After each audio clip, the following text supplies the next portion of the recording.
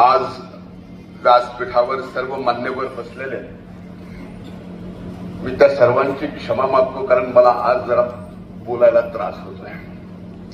पण माझ्या आईचं नाव घेतल्याशिवाय हा कार्यक्रम पूर्ण होऊ शकत नाही. म्हणून श्रीमती गयाबाई, जिला आम्ही जिजी म्हणतो, आज प्रामुख्याने इथं उपस्थित आहेत. अण्णाभाऊ साठेंच्या वर बोलायचं झालं तर 2.5-3 तासाचं भाषण मी करू शकतो.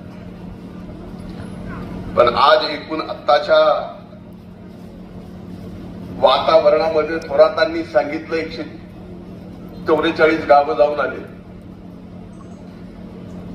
त्यामुळं खऱ्या अर्थानं मी बोलायची हिंमत या ठिकाणी उभा राहून करावी. 144 गावात त्यांना जो अनुभव आला तो बीड जिल्ह्याच्या अनेक जिल्ह्याच्या प्रत्येक गावागावावरती अनुभव आलेला आहे. मी तर म्हणेल की आपण सुद्धा आपले आपले महापुरुष बांधून घेतलेत. छत्रपती शिवाजी महाराजांची जयंती म्हणले की फक्त मराठा समाजाने करायची. परमपूजनीय डॉक्टर बाबासाहेब आंबेडकरांची जयंती म्हणलं की ती फक्त मागासवर्गीय समाजाने करायची. महात्मा फुलेंची जयंती ही फक्त माळी समाजाने करायची. भगवान बाबांची जयंती फक्त वंजारी समाजाने करायची. मी तुम्हा सगळ्यांना एक प्रश्न विचारतो, व्यासपीठावर आणि समोरच्यांना सुद्धा, काऊ छत्रपती शिवाजी महाराजांनी रयतेचं राज्य फक्त मराठा समाजासाठी उभं केलं नव्हतं, तर 18 पगड जाती धर्मासाठी ते उभं केलं. परमपूजनीय डॉक्टर बाबासाहेब आंबेडकरांनी संविधान या देशाला दिलं. ते संविधान फक्त मागासवर्गीय समाजापुरतं नव्हतं. साहित्यातून उपाशी माणसाची व्यथा खऱ्या अर्थानं कुणी मांडली, लिहिली,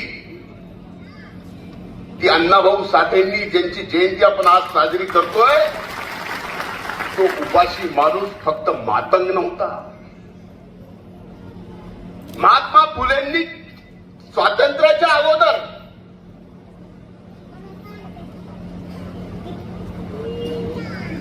शिक्षणाची चळवळ उभी केली. त्या शिक्षणाच्या चळवळीत फक्त माळी समाज शिकला असातला भाग नाही. भगवान बाबांनी अध्यात्माची आणि शिक्षणाची सांगड घाली, समाजापुरतं नव्हतं. म्हणून माझे हात जोडून कळकळीची विनंती आहे, मधल्या काळामध्ये आपल्या जिल्ह्यातच नाही तर अनेक ठिकाणी